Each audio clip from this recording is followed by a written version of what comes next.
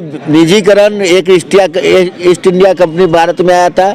इसी देश के भारत के नौजवानों भगत सिंह, खुदीराम बोस, चंद्रशेखर के नेतृत्व में ईस्ट इंडिया कंपनी को बाहर का रास्ता दिखा दिया। तब तक इनको अस्थायी नहीं करेगी सरकार, तब तक ये लड़ाई जारी रहेगी। भारत में रहकर के भारत की आज़ादी की बात करते हैं, चूंकि आज़ादी किससे हम चाहते हैं? हम चाहते हैं अडानी अंबानी से आज़ादी भारत को। हमारे भारत की आज़ादी चाहिए से अडानी अंबानी से, लुटेरों से।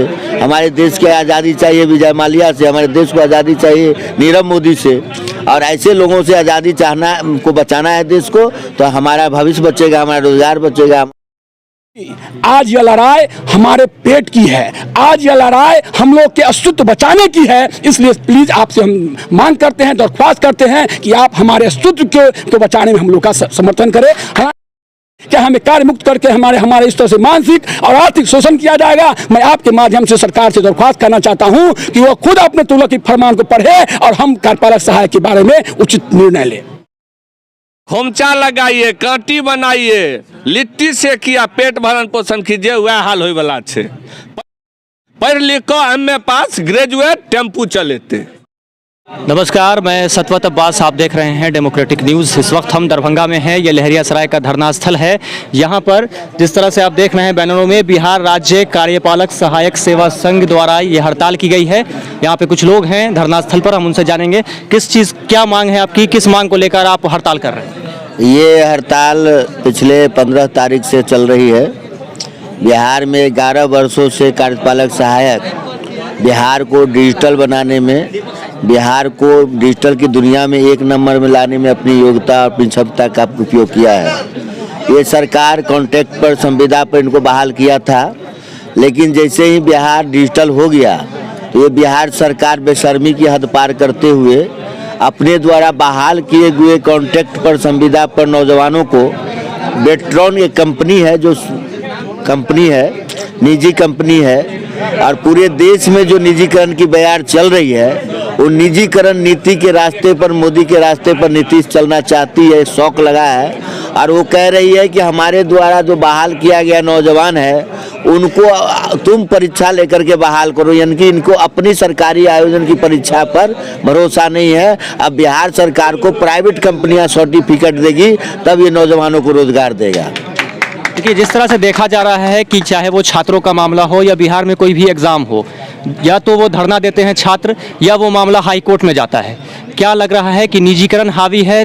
और दूसरी तरफ अगर देखा जाए तो सरकार नहीं चाहती है कि बिहार आगे बढ़े। देखिए, बिहार किसी के चाहने से नहीं रुकेगा आगे बढ़ने से। बिहार आगे बढ़ेगी, इसी नौजवान के बदौलत बढ़ेगी। हमारे पूर्वज पकौड़ा बेच करके बिहार को यहाँ तक लाया है। रेलवे किसी की बाप की संपत्ति नहीं हुई है, हमारे किसानों की संपत्ति, मजदूरों की संपत्ति है, और उससे बनाए हुए रेलवे को मोदी बेच रहे हैं। इसलिए निजीकरण एक ईस्ट इंडिया कंपनी भारत में आया था। इसी देश के भारत के नौजवानों भगत सिंह, खुदीराम बोस, चंद्रशेखर के नेतृत्व में ईस्ट इंडिया कंपनी को बाहर का रास्ता दिखा दिया। तो वह भारत है। भारत में कोई निजी कंपनी की नीति नहीं चलेगी। तत्क्षण चल रही है। हम लोग भी संगठित हो रहे हैं, हम लोग भी बूझ रहे हैं। किसान आज समझ गया, किसान लंबे दर से आंदोलन पर है, और किसान आंदोलन से सबक लेकर के भी तो हम लोग बैठे हुए हैं। इसलिए उनका जो धारा चल रहा है बेचने का, तो देश को, संपत्ति को, सार्वजनिक संपत्ति को बचाने का भी धारा और आंदोलन चल रही है। अगर देखा जाए ऐसा कि देश के अंदर क्या है कि एक खास तरह के लोगों को, एक खास संगठन को पहले टारगेट किया जाता है। टारगेट बाई टारगेट होता है, मतलब कि एक समूह में लोगों को बांट के उसको टारगेट किया जा रहा है, ताकि दूसरे समूह के लोग उसमें इकट्ठा ना हो। अगर मामला सीए एनआरसी से उठा लीजिए, वहाँ से ले लीजिए, उसके बाद किसान, और फिर अब आप लोग और स्टूडेंट दूसरी तरफ सड़कों पे है। शिक्षकों की बात कर ले तो नियोजित शिक्षक भी सड़कों पे धरना दे रहे हैं। मांग किसी की पूरी नहीं हो रही है। तो क्या लगता है कि अब वक्त आ गया है कि संगठित होकर सरकार के खिलाफ खड़ा हो जाए? बिल्कुल, हम तो चाहते हैं कि देश में जितनी भी संगठन है, जो आवास सहायक हो, रोजगार सेवक हो, शिक्षक हो, इन तमाम लोगों को जो नियोजित है, जिनको आज फरमान दिया गया है कि 50 साल के बाद आपको हटा दिया जाएगा। यही देश में 65 साल से जो रिटायर हुए, 65 साल के, उनको कह रहा है कि हम अतिथि में बुलाएंगे। अभी दो देश की कौन नीति चल रही है?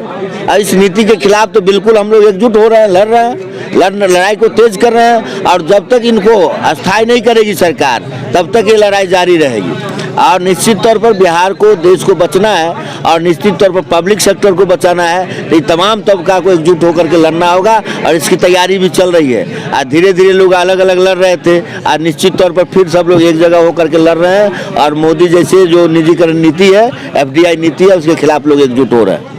क्या लगता है कि अगर यही निजी वाला हाल रहा और प्राइवेटाइजेशन इसी तरह हावी होता रहा देश पर, तो क्या लगता है कि फिर एक बार देश के अंदर देश से आज़ादी की मांग फिर से एक बार उठेगी? बिल्कुल, हम तो भारत में रह करके भारत की आज़ादी की बात करते हैं, चूँकि आज़ादी किससे हम चाहते हैं? हम चाहते हैं अडानी अंबानी से आज़ादी भारत को। हमारे भारत की आज़ादी चाहिए से अडानी अंबानी से, लुटेरों से। हमारे देश की आज़ादी चाहिए विजय माल्या से। हमारे देश को आज़ादी चाहिए नीरव मोदी से। और ऐसे लोगों से आज़ादी चाहना को बचाना है देश को, तो हमारा भविष्य बचेगा, हमारा रोजगार बचेगा, हमारा अधिकार बचेगा। हमको जो 11 साल से खटा करके अब फिर बेट्रॉन कंपनी, आउटसोर्सिंग कंपनी को दिया जा रहा है, तो ये कंपनी का जो राज बनाया जा रहा है, कंपनी राज से आज़ादी, भारत की आज़ादी की बात हो रही है। इस चीज़ के लिए, मांग को लेकर के आप लोग यहाँ धरना पर हैं, और कब तक ये धरना आपका ऐसे ही जारी रहेगा? देखिए, हम लोग बिहार राज्य कार्यपालक सहायक सेवा संघ के आह्वान पर ये धरना कर रहे हैं, जो अनिश्चितकालीन धरना है। हम लोग की कोई हम लोग की कोई आकांक्षा नहीं थी, हम लोग कोई इच्छा नहीं थी कि हम लोग इस पंचायत चुनाव के महत्वपूर्ण दौर में हड़ताल करें, लेकिन सरकार जानबूझकर अब हम लोग को विवश कर रही है हड़ताल करने के लिए। और बिहार राज्य कार्यपालक सहायक सेवा संघ के आह्वान पर पूरे राज्य भर में सरकारी दफ्तर में कार्यरत कार्यपालक सहायकों ने सरकार के नीति विरुद्ध और तुगलक की फरमान के विरुद्ध ये अनिश्चितकालीन हड़ताल है, और ये हड़ताल तब तक चलेगी जब तक हमारी पूरी मांगे नहीं मान ली जाती है। तो मैं आपको आपके चैनल के माध्यम से ये पूरे सरकार से अनुरोध करना चाहता हूँ, उन्हें बताना भी चाहता हूँ कि 29वीं बैठक जो शासी परिषद की 5 फरवरी 2021 को हुई थी, उसकी फरमान में स्वयं पढ़ ले, या आप मीडिया कर्मी भी आप उसको पढ़ ले। उसमें जो कंडिका 6, 7, 8 और 9 है, वो बिल्कुल ही एक निजीकरण की ओर अग्रसर करने वाली निर्णय है, और विभिन्न कार्यालयों में कार्यरत कार्यपालक सहायक के शोषण के लिए नीति बनाई गई है। जो कंडिका 6 है, वो सरकार के पहले लिए गए निर्णय के विरुद्ध है। जो कंडिका 6 के बारे में बताना चाहता हूँ। कंडिका 6 में ये निर्णय लिया गया है कि पूर्व में क्या होता था कि जो कार्यपालक सहायक योजना समाप्ति के पश्चात जो है सो अनुशासनिक कार्रवाई के अतिरिक्त योजना समाप्ति के पश्चात अगर वो कार्यमुक्त हो जाते थे, और तो उनका क्या होता था, बाद में पैनल के माध्यम से उनका समायोजन किसी अन्य दफ्तरों में हो जाता था। ये सरकार ने खुद ये फैसला लिया हुआ था, लेकिन कंडिका 6 में कहा गया है कि अब इस तरह की बात नहीं होगी। जिनकी नियोजन मुक्त हो गए हैं, उनको फिर से पुनः परीक्षा बेल्टोन में रजिस्ट्रेशन करवाना होगा अपने पैसे पर, और परीक्षा देने के बाद वो पूर्व से बने पैनल जो बेल्टोन द्वारा बनाया गया है, उसके सबसे नीचे क्रम में आएंगे। ये पहली है। जो दूसरी कंडिका 7 है, उसको आप देख लीजिए। उसमें कहा जा रहा है कि बेल्टोन चूंकि अब जो है सो अपना ये अंतरिम व्यवस्था के तहत है, उसमें कि अंतरिम व्यवस्था के तहत जो कार्यपालक सहायक की मृत्यु हुई है मात्र 3 माह के लिए, तो वो लोग बेल्टोन के माध्यम से फिर से परीक्षा देंगे, और परीक्षा देने के पश्चात ही वो जो है सो अगर पास होते हैं तो उसमें बने रहेंगे। जो कंडिका 8 है, उसमें कहा गया है कि बेल्टोन चूंकि बेल्टोन ने अपने अभ्यर्थियों का एक पैनल बना लिया है, तो जो पूर्व से जो जिला में जो कार्यपालक सहायक बिहार प्रशासनिक सुधार मिशन सोसाइटी के द्वारा जो पैनल बनी हुई है, दक्षता परीक्षा उत्तीर्ण करने के बाद वो पैनल स्वतः रद्द हो जाएगी, और अब जो है सो कार्यपालक सहायक का ये पैनल वैध नहीं होगा। जो कंडिका 9 है, उसमें कहा गया है कि जो कार्यपालक सहायक वर्ग 1 और वर्ग 2 यानी कि जो अनुभव के आधार पर वर्ग 1 वर्ग 2 का निर्धारण किया गया है, तो वो अगर वर्ग 3 में आना चाहते हैं तो उनको भी पुनः परीक्षा देना पड़ेगा, और परीक्षा देने के बाद जो मानदेय वृद्धि है उसमें वो भाग ले सकते हैं। मैं ये कहना चाहता हूं सरकार को आपके माध्यम से, क्या उसमें ये स्पष्ट उल्लेख क्यों नहीं है कि अगर कोई अभ्यर्थी, अगर कोई कार्यपालक सहायक उस परीक्षा, उस मापदंड को पास नहीं करते हैं, तो क्या वो अपने कार्य पर डटे रहेंगे, बने रहेंगे, या फिर उन्हें निकाल दिया जाएगा? इस बात को स्पष्ट करें, क्योंकि पिछले 10 वर्षों से हम लोग कार्यपालक सहायक सरकार की विभिन्न योजनाओं को उसके सफल क्रियान्वयन में अपनी महत्वपूर्ण भूमिका अदा करते आ रहे हैं। तब हम योग्य थे। आज सरकार को क्या हो जाती है कि निजी कंपनी मिलने के बाद हम लोग अयोग्य दिखने लगते हैं। हम लोग कुशल हैं, हम लोग दक्ष हैं। आप हमसे फिर से टाइपिंग टेस्ट लेना चाहते हैं। आज हम नहीं है तो विभिन्न कार्यालयों में जो BDO साहब होते हैं, जो हमारे वरीय पदाधिकारी होते हैं, उनको कोई लेटर इशू करना आता है तो आज वो हाथ से लेटर इशू कर रहे हैं। ये है हम लोग की ताकत। क्या लगता है कि देश में अब निजीकरण हावी होता जा रहा है? जी बिल्कुल, मैं आप लोग के माध्यम से बताना चाह रहा हूं कि अभी जो कार्यपालक सहायक हैं, सरकार जो उनका मानदेय दे रही है, वो मानदेय लगभग हम कार्यपालक सहायकों का किसी का 15 है, किसी का 20 है, किसी का 22 है। लेकिन जो निजी कंपनियां हैं उसके जो डाटा एंट्री ऑपरेटर है वो कार्यपालक सहायक भी नहीं है, डाटा एंट्री ऑपरेटर है। उनकी जो वेतन है जो उनका वेतन लगभग 30 से 32 हज़ार रुपये है। मैंने एक डीओ से पूछा कि आपका वेतन कितना है, उन्होंने कहा कि मेरी सैलरी 32 हज़ार है। मैंने कहा भाई आपको नेट जो आपके सैलरी है वो कितनी है, तो बोला कि 21 से 22 हज़ार। मैंने कहा 20 का 10 हज़ार कौन खा जाता है, तो बोला बीच का जो 10 हज़ार है वो बेल्ट्रॉन 18% जीएसटी के रूप में लेती है और उतना ही नहीं ईएसआई के रूप में लेती है। इस तरह से हम लोग को मात्र 20 हज़ार से 21 हज़ार पे हाथ में आता है और सैलरी हमारी 32 हज़ार है। मैं कहना चाहता हूं कि सरकार यही जीएसटी खाने के लिए, यही जीएसटी लेने के लिए हम कार्यपालक सहायक को निजीकरण की ओर, बेल्ट्रॉन की ओर धकेल रही है। मैं आपके माध्यम से यही बताना चाहता हूं कि बेल्ट्रॉन जो है वो बेल्ट्रॉन क्या करता है, लोगों को हायर करता है। हायर करने के बाद वो स्वयं अपने पास नहीं रखता, क्योंकि बेल्ट्रॉन सरकार की इकाई है। वो सोचता है कि अगर मैं अपने पास रखूंगा तो फिर ये जीएसटी हमें नहीं मिलेगी। वो नियोजन पत्र में क्या करता है, उर्मिला फाउंडेशन हुआ, इस तरह के अनेक फाउंडेशन को सुपुर्द कर देती है और काम करे डाटा एंट्री ऑपरेटर, और बीच का जो पैसा चप करे वो है आपका फाउंडेशन। तो यही काम जो है, और इस बीच में यही बीच के पैसे जो है बिचौलिए खाना चाहते हैं और सरकार निजीकरण की ओर ज़्यादा उन्मुख हो रही है। तो आप जो धरना दे रहे हैं इसको लेकर कोई अधिकारी या किसी तरह के कहीं कोई आपकी तरफ पहुंचे हैं, उनसे क्या बातें हुई हैं आपकी? क्या लगता है कि आगे मांग पूरी हो पाएगी या नहीं? जी बिल्कुल, अभी हम लोग 2 दिन पहले हम लोग को डीएम साहब दरभंगा के जो बुलाए थे, हम लोग ने अपनी बिल्कुल बात रखी। हमने कहा सर एक बात हमको बता दीजिए, भारत अपने आप को एक लोक कल्याणकारी देश कहता है और बिहार भी उससे अछूता नहीं है, बिहार भी उसका एक अभिन्न अंग है। और बिहार सरकार जो जन कल्याणकारी योजनाएं चला रही है, तो जन कल्याणकारी के हित में क्या हम कार्यपालक सहायक के परिवार के भरण पोषण की दायित्व सरकार की नहीं बनती है? आज हम कार्यपालक सहायक को अगर हमको हटा दिया जाएगा, निश्चित रूप से जब बेल्ट्रॉन के माध्यम से पैसा आयोजित की जाएगी तो उसमें से 30 से 40% या 10% या 20% जो भी हो, कुछ कार्यपालक सहायक उसमें से छटनी कर दिए जाएंगे और वो छटनी कार्यपालक सहायक के परिवार की दायित्व राज्य सरकार की नहीं बनती है? क्या लोक कल्याणकारी हित में सभी कार्यपालक सहायक के भरण पोषण की दायित्व सरकार की नहीं बनती है? मैं यही डिमांड कर, उतना ही नहीं, मैंने डीएम साहब से ये भी कहा कि सर आप हम लोग का समर्थन कीजिए, चाहे कोविड-19 का दौर हो, चाहे राशन कार्ड निर्माण का दौर हो, चाहे आयुष्मान कार्ड निर्माण का दौर हो, चाहे चुनाव का दौर हो, या इसके अतिरिक्त भी वरीय पदाधिकारी या राज्य सरकार के द्वारा जो भी आदेश हम लोग को दिया गया है, हम लोगों ने उसका अक्षरशः पालन किया है। लेकिन आज यह लड़ाई आपके आदेश की नहीं, आज यह लड़ाई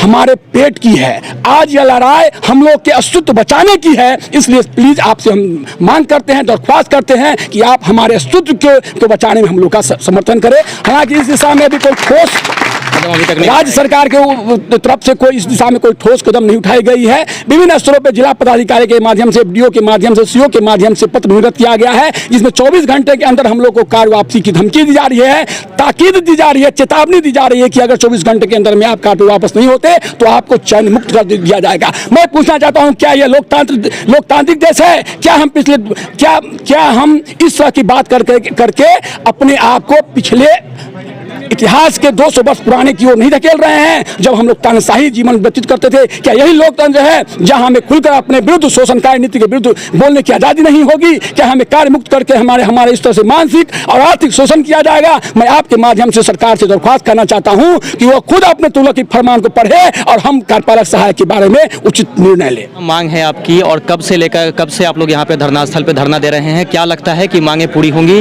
या सरकार के कान पे जूं तक नहीं रेंग रही अब तक? कहै देसी बहना सब जन मिठा, जो हम मैथिली में कही तो ये बेसी उचित रहत जे मिथिलांचल के, इस प्रांत के, इस समाज के सबके बात सुनेते। क्या तो सरकार बहिर एहन बात नहीं है, वो कान में रुइया दऽ कऽ सुतल है, जो आवाज देवे तो जगबे करते। एहि बातक संग हम सब धरना स्थल पर बैसलहुँ, आइ बैसलहुँ आ जब तक मांग नहीं मानत बैसल रहब। किया तो जते शोषण भेल हन, हमरा सरकार एक नियुक्त कलक अपन पंचायत में जे ई हमर आदमी छै, लेकिन जहन सरकारे हमरा अपन आदमी नहीं बुझ रहल है तो दोसर के बुझत? हम अपन पंचायत में छी, हमरा सँ जे वरिष्ठ छथि से हमरा अपन आदमी नहि बुझै छथि। हम पंचायत के कार्य करै छी तऽ जे पेपर छै से हमरा उचित समय पर उचित पेपर नहीं भेटैया, हम एंट्री नहीं कऽ पाबै छी हमर, आ ताहिके बाद फेर बातो हम ही सुनै छी। एकर की रीजन छै? एकर रीजन एकमात्र छै जे सरकार हमरा में सामर्थ्य नहीं देने जो हम अपन सीनियर से अपन हक के लड़ सकी। ई पहिल लड़ाई है हमरा सबके तरफ। ऐसा पहले हो लड़लहुँ किया तो वो बुझे छै जे भाई ई सब कोनो नौकरी छै, ई तो खवास छै। खवास खवास से मतलब अहाँ सब आदमी बुझैत हेबै, खवास से तात्पर्य छै बंधुआ मजदूर। तो जो ओ हमरा से खवासी करबैया के बदला किछु रुपैया दैया तैसा काज नहीं चलते। एहि सरकार से दू हाथ करबाक लेल हम सब कृत संकल्प छी आ से रहब। कहा यह भी जा रहा है सरकार की तरफ से कि आप लोग वापस अपने काम पे लौट जाइए, अन्यथा आपको हटा दिया जाएगा। इस पे आपका क्या मांग है? क्या लगता है कि देश में अब लोकतंत्र खत्म हो गया है? जे लक्षण जा रहा है तैमे आई नहीं, सरकार पूंजीपति वर्ग के तरफ बढ़ रहा है, पूंजीवादी अर्थव्यवस्था के बढ़ावा दे रहा है। जे धनिक है वो आसमान पर चल जा आ जे गरीब है से गर्त में मिल जा। मध्यम वर्ग के कतो सरकार ने देखा चाहे छे, 5 गो के हाथ में पूंजी रहते आ बाकी सब भेड़ बकरी जकाँ टहलैत रह। की उचित है देश में? एहि देश में उचित नहीं है, ओकरे ही एकटा नमूना है। तो क्या लगता है कि जिस तरह से निजीकरण अब हावी होता जा रहा है देश पे, 1947 से पहले का भारत फिर से बनने को तैयार है? मार्ग उम्हरे प्रशस्त भ रहल छै, लेकिन हमरा सब एहन युवा अगर एक्टिव है, डरत नहीं, जो कदम से कदम मिला कर चलत, सरकार के नहीं चल देवे, ई नीति नहीं चल देवे, चूर से चूर हिला देवे। तो देश के युवाओं को क्या संदेश देना चाहेंगे? चूंकि अब शिक्षक भी जो है वो धरने पर हैं, धरना दे रहे हैं, उनकी मांगे पूरी नहीं हो रही है। जो भी यहाँ पे एग्जाम हो रहा है वो या तो उसका पेपर लीक होता है या किसी बहाने से वो या तो धरना स्थल तक जाता है या हाई कोर्ट तक जाता है। किसान सड़कों पर है। ऐसे में आप देश के युवाओं को क्या संदेश देना चाहेंगे कि देश किधर बढ़ रहा है और अब नहीं जागे तो क्या होने वाला है देश में? अगर एखनो युवा नहीं जागत तो ओकरा जहिना कहल गेल है किछ दिन पहले, जो खोमचा लगाइए, कांटी बनाइए, लिट्टी सेकिया, पेट भरण पोषण कीजिए, वह हाल होय वाला छे। पढ़ लिख कर एमए पास, ग्रेजुएट, टेम्पू चलेते। जो एखन नहीं करती तो काज करऽ पड़ते। ओहो खराब नहीं छे, ओहो कोनो काज खराब नहीं छे, लेकिन जे काज हमरा दऽ रहल छी ओ काज के हमरा हक दिया, ओकर मेहनताना दिया। आ से हम युवा साथी कृत संकल्प छी जो लड़ कर रहबे आ लऽ कर रहबे। तो जिस तरह से देखा आपने, बिहार में बहार का नारा सुशासन बाबू दे रहे हैं, लेकिन ये तस्वीरें उस दिशा की ओर इशारा नहीं कर रही हैं। तस्वीरें बिल्कुल विपरीत हैं। या तो नियोजित शिक्षक की बात कर लें तो वो भी धरना स्थल पर धरना दे रहे हैं, और हाल यहाँ कार्यपालक जो हैं वो कार्यपालक सहायक हैं, उनका हाल भी देख लीजिए, ये भी अब धरना दे रहे हैं। किसान तो धरने पर हैं ही। तो देश एक तरफ देख लीजिए निजीकरण की तरफ बढ़ रहा है, और एक समूह को पहले टारगेट किया जाता है और खंड खंड करके लोगों को टारगेट किया जा रहा है, यानी हर एक समूह बना के टारगेट किया जा रहा है ताकि लोग इकट्ठा ना हो। तो